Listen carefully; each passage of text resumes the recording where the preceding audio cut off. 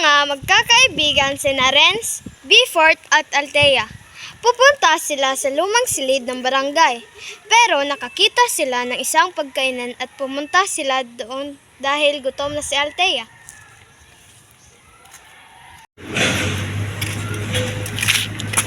Gutom na ako, Renz at Bfort. May nakita akong pagkainan doon, no? Yung mangkok ni Steven. Ano ba yan? Kain ka ng kain. Yan na lang itaatupag mo. Huwag kaya natin ituloy. Okay lang yan. Gutom na naman ako eh. Oo nga. Nakagutom naman talaga maglakad eh. Tapos wala pa tayong dalang pagkain. Sige na nga. Ano to? Kaya pala. Sige. Sasabi lang kami ha. Opo. Kayong pagkain. Gutom na ako. Ito na.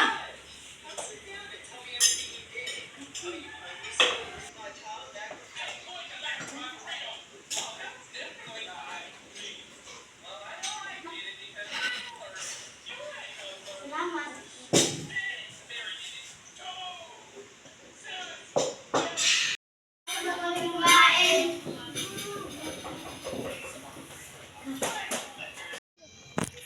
Pagkatapos nilang kumain, umalis na kaagad sila at naglakad patungo sa patutunguan nilang lugar.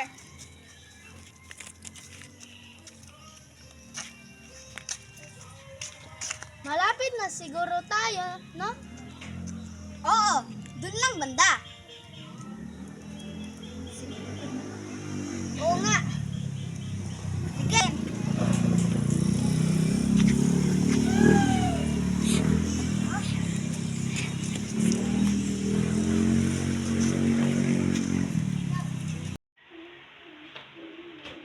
Aray! Oh, Althea, anong nangyayari sa'yo? Natapilok ako, ang sakit. Hala, ang laki ng sugat mo. May dala ako dito ang bandage. Ito, gamitin mo. Huwag ninyo yan lagyan ng karaniwang hindi ginagamit ng pang-probinsya. Magtutuos kayo.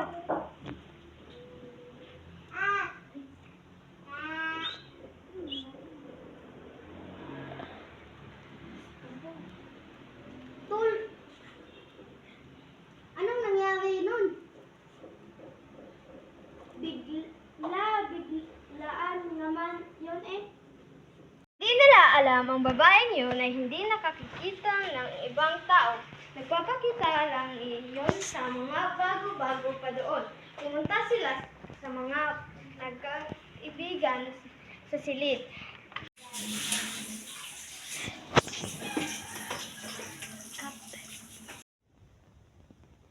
Sali ako. Ako rin. Teka lang, sino ang sumali? Tatlo lang tayo ah. Oo nga. Sino yan lang? Sumali si Renz. Renz! Renz! Ano yun? Parang maninig ako before. Wala akong narinig.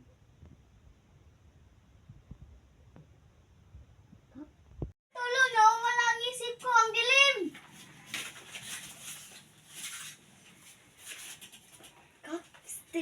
Nandito ka lang pala.